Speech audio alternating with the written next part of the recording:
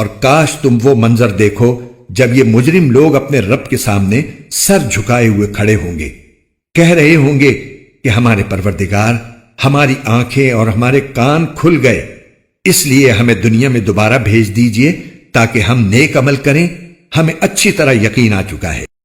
اور اگر ہم چاہتے تو ہر شخص کو پہلے ہی اس کی ہدایت دے دیتے، لیکن وہ بات جو میری طرف سے کہی گئی تھی طے ہو چکی ہے کہ میں جہنم کو جنات اور انسانوں سے ضرور بھر دوں گا۔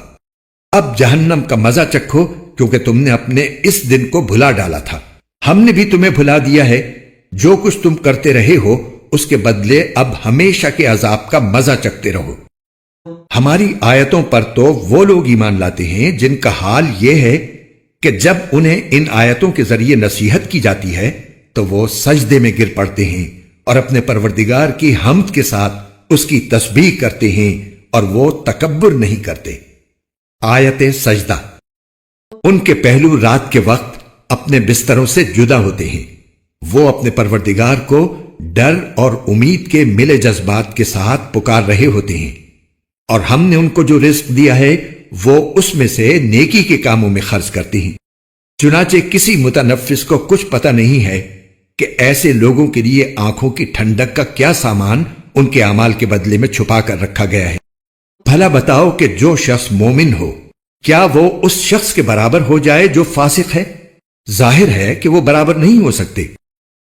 چنانچہ جو لوگ ایمان لائے ہیں اور انہوں نے نیک عمل کیے ہیں ان کے لیے مستقل قیام کے باغات ہیں جو ان کو پہلی مہمانی ہی کے طور پر دے دیے جائیں گے ان اعمال کے صلے میں جو وہ کیا کرتے تھے۔ رہے وہ لوگ جنہوں نے نافرمانی کی ہے تو ان کے مستقل قیام کی جگہ جہنم ہے، جب بھی وہ اس سے نکلنا چاہیں گے انہیں وہیں واپس لوٹا دیا جائے گا اور ان سے کہا جائے گا کہ آگ کے جس عذاب کو تم جھٹلایا کرتے تھے اس کا مزہ چکھو، اور اس بڑے عذاب سے پہلے بھی ہم انہیں کم درجے کے عذاب کا مزہ بھی ضرور چکھائیں گے، شاید یہ باز آ جائیں۔ اور اس سے بڑا ظالم کون ہوگا جس کو اپنے پروردگار کی آیتوں کے ذریعے نصیحت کی گئی تو اس نے ان سے منہ موڑ لیا۔ ہم یقیناً ایسے مجرموں سے بدلہ لے کر رہیں گے۔ مفتی محمد تقی عثمانی۔ آیت نمبر 13 تفسیر۔ یعنی اگر اللہ تعالیٰ زبردستی لوگوں کو ہدایت پر لانا چاہتے تو وہ ضرور ایسا کر سکتے تھے، لیکن اس صورت میں وہ آزمائش نہ ہوتی جو انسان کی تخلیق کا اصل مقصد ہے۔ انسان کی آزمائش تو اسی میں تھی کہ وہ اپنی عقل سے کام لے کر پیغمبروں کی بات پر ایمان لائے۔ جنت اور جہنم کا آنکھ سے نظارہ کر لینے کے بعد اس پر زبردستی ایمان لانے میں کوئی آزمائش نہیں۔ اس لیے اللہ تعالیٰ فرماتے ہیں کہ میں نے اس آزمائش کی خاطر انسان کو پیدا کر کے ازل ہی میں یہ طے کر لی تھا کہ جو لوگ عقل سے کام لے کر پیغمبروں کی اطاعت نہیں کریں گے بلکہ ان کو جھٹلائیں گے ان سے میں جہنم کو بھر دوں گا۔